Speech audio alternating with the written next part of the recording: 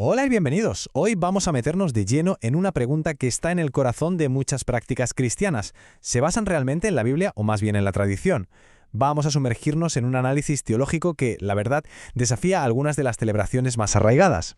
Muy bien, ¿cuál va a ser nuestro recorrido? Pues mira, primero vamos a plantear el conflicto de base, tradición frente a escritura.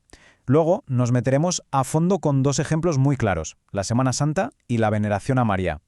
Y ya para terminar, veremos los principios que sustentan todo este análisis y cuál es la conclusión del texto original. La cosa es que en el centro de todo este debate hay una pregunta clave, ¿no? ¿Qué tiene la autoridad final para un creyente? ¿Son las tradiciones que se han ido desarrollando a lo largo de los siglos o es únicamente lo que está escrito en la Biblia? Y es justo esa la pregunta que el texto que analizamos hoy intenta responder. Va a examinar algunas de las tradiciones religiosas más populares a través de una lente teológica muy específica, preguntándose si son de verdad un mandato de Dios o si, por el contrario, son una creación puramente humana. Para poder entender bien todo el argumento que se va a desarrollar, hay que tener clara una idea fundamental, una especie de llave. Y esa llave es un principio que se conoce como sola escritura, que como su nombre indica, significa solo la escritura. Aquí se ve clarísimo el choque de trenes, ¿verdad? Por un lado tenemos la tradición de la Iglesia, con prácticas que han ido evolucionando con el paso de los siglos, y por el otro, la postura de que solo aquello que la Biblia ordena de forma explícita debería ser nuestra guía en temas de fe. Venga, pues vamos a poner a prueba este principio. Empezamos con el primer caso de estudio, la celebración de la Semana Santa. El texto nos propone un pequeño viaje en el tiempo, y lo que nos dice es que la Semana Santa, tal y como la conocemos hoy, pues no era algo que se hiciera en los primeros siglos del cristianismo. Al contrario, sugiere que fue algo que empezó a tomar forma mucho más tarde, allá por el siglo IV. Fijaos, este desglose es muy interesante, porque lo que nos dice es que aunque los hechos, claro, están en la Biblia, el Domingo de Ramos, la Última Cena, el texto argumenta que no hay por ningún lado un mandato, una orden, de recrearlos cada año como un ritual. El mandato, según esta interpretación, es otro. Y bueno, dejamos un poco la historia y nos metemos de lleno en la teología pura y dura. El foco ahora se pone en una idea central, el papel de Cristo como el único y exclusivo mediador, y cómo esto, según el texto, choca con la práctica de la veneración a María. Y el pilar de este argumento son pasajes como este de la carta a los Hebreos, que recalcan que el sacrificio de Cristo fue algo definitivo, algo completo, que se hizo una vez y ya está. Y ojo, que el análisis se pone todavía más técnico. Se fija en una palabra griega muy concreta, ephapax. ¿Qué significa? Pues una vez para siempre. La idea es que la obra de Cristo no solo fue suficiente, sino que fue un evento único, final, que ni se puede ni se necesita repetir. Esta tabla comparativa va directa al meollo de la cuestión. Por un lado, la visión que se basa en la idea de un único mediador, que es Cristo, y por el otro, la visión tradicional que ve a María con un papel cooperativo, como una especie de puente adicional para llegar a él.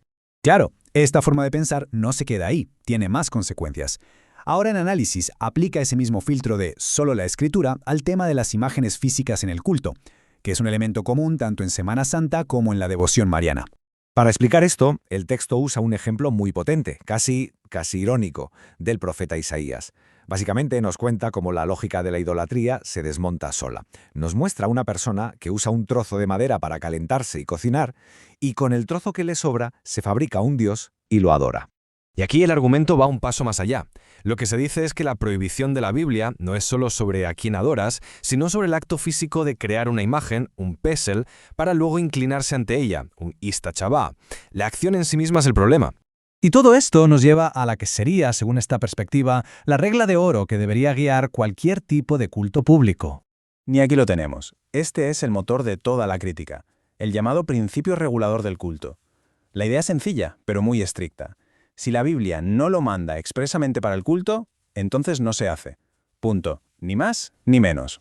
Y que nadie piense que esto es una idea moderna, ¿eh? De hecho, está escrito negro sobre blanco en confesiones de fe históricas, que son las que se usan como referencia para defender esta postura tan estricta.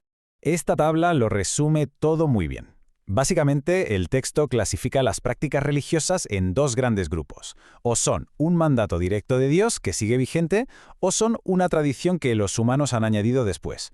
Para este análisis, esa es la distinción clave que lo define todo.